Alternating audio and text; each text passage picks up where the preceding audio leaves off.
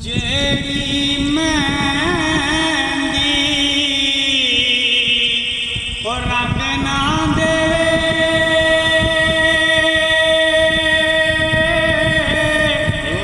ਕੀ ਫਿਰ ਉਸਦਾ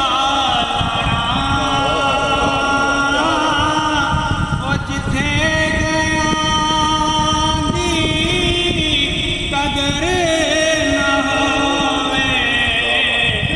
ਕੀ ਫਿਰ ਉੱਥੇ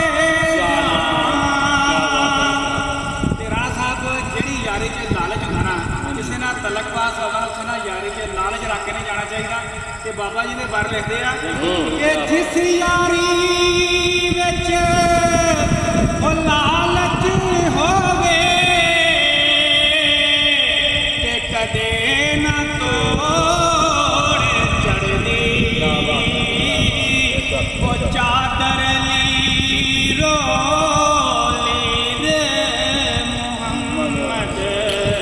ਉਹ ਜਿਹੜੀ ਵਿੱਚ ਕੰਡਿਆਂ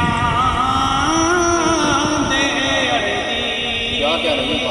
ਉਹ ਚਾਦਰ ਲੀਰੋ ਉਹ ਲੀਰ